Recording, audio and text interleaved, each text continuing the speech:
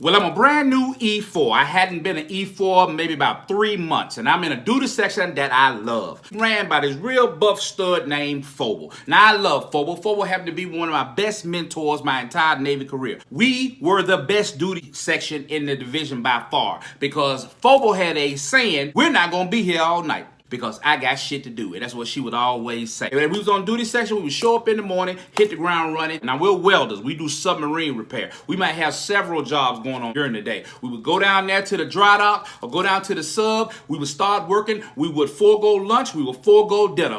And our duty section, we was home by 8:30. While other duty section would work all throughout the night. So we had another female check into the command. Let's call this female Brissette. This chick, Brissette, was a nothing burger, a dirt bag. She used to have this trick she used to do where she would make a full fist and stick that whole fist in her mouth down to her wrist. And of course, the dudes would love her to do it. Do the trick, Brissette, do the trick. And she would gladly do it. And the females be looking at this fucking bitch. She was not interested in learning her job. She was not interested in being helpful. And everybody that was in duty session with her hated her. Well, unfortunately, they put Brissette in our duty section.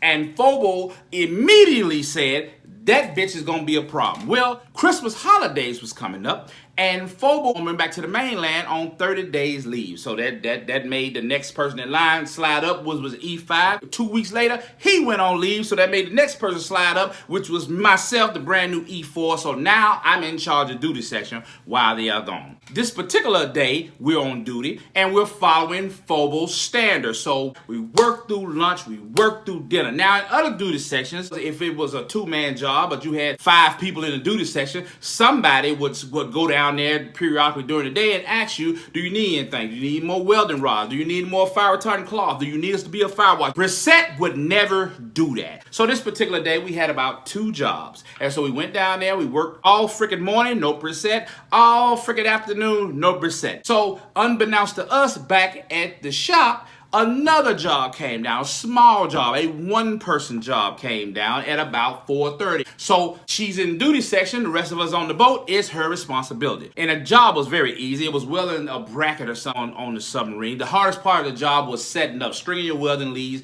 getting your paperwork straight for your fire watch. 10 to 15 minute job at most. So we come back at maybe about 6 o'clock. And we were told at production meeting that there was another job that was our responsibility, and we had a person down there which was that was working on. So we were like, fine. So we all sat in the shop. We hadn't ate nothing. We ordered pizza and had sodas. And we all covered in soot. We're cooking and joking and having a good time. So in walks Brissette's boyfriend with some people. They don't have protective gear on at all. We're in an industrial shop. You can't be here. Dude comes in the office and asks us, where's Brissette? We tell him she's on the boat. So he said, do you know when she's gonna be back? No, we do not. We hope it'll be soon. Well, I guess it was taking too long. So he ended up leaving her. Tell her we went on to the movies without her. And remember, it's duty night. She's been warned to stop going to shit on duty nights anyway. So in walks Brissette. We're thinking she's done. We're like, okay, guys, let's get ready to get out of here. She's like, I'm not done.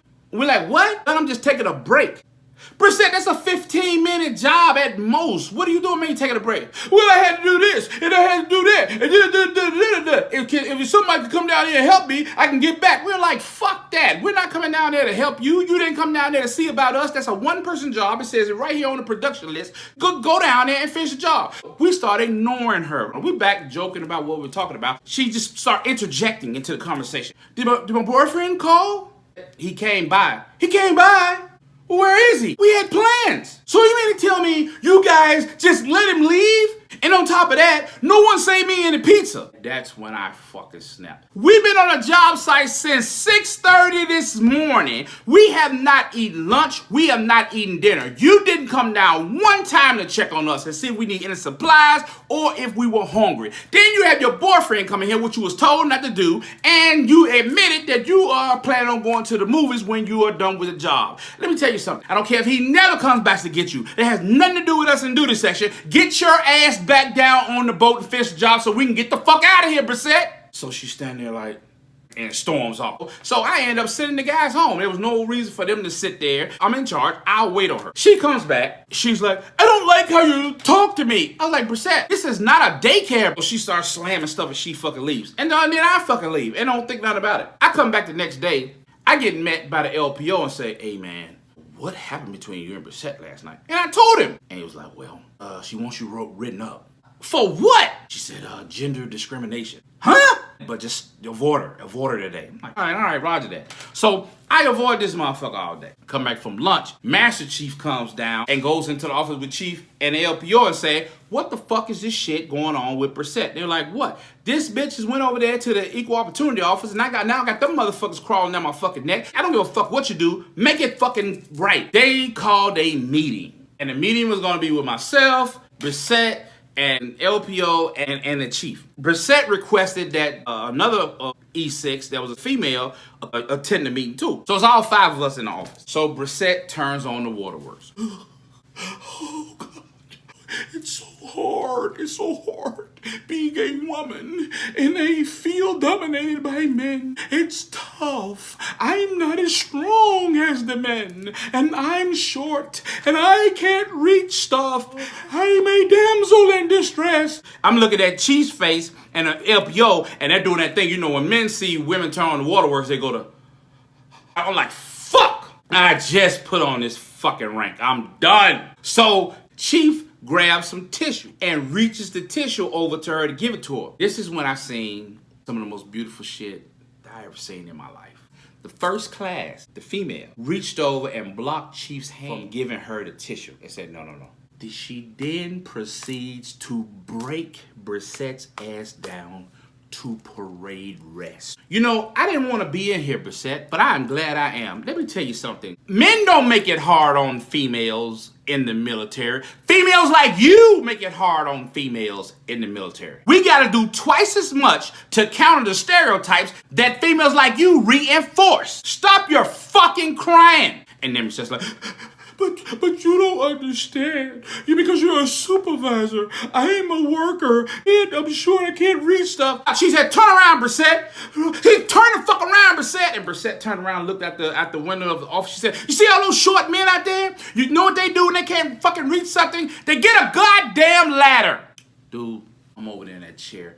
I'm squeezing the armrest so fucking hard to keep from laughing. And then Brissette said, but he called me a baby. Which I didn't. I said it's not a daycare. But then first class said, and look how you're acting. All I see from you all day is complaining, whining, and half-assing. And Brissette gets up and she walks out of there. And then the first class female told me, she said, Hunter, you're free to go. Don't worry about this shit. This goes nowhere. So I walk out with my fucking chest out and shit, like, yeah, bitch. So when you know it, she goes out there not too long after that and gets pregnant. You have to be off your feet at a certain amount of months because your foot swells or whatever, and that's like in the regulation. So Brissette, she might have been a month pregnant. Brissette tells Chief that she needs to be doing office work because she's pregnant and she can't be out there in the shop because it's hot and her feet are swelling. Okay, they're seeing right through that bullshit, so they ignore her. She goes right over to the equal opportunity officer again. So the equal opportunity officer calls Master Chief again. So Master Chief comes down living. What the fuck is up with this individual Brissette? What is her deal? Who the fuck does this bitch think she is? I don't give a fuck. You guys figure it out. Fix this.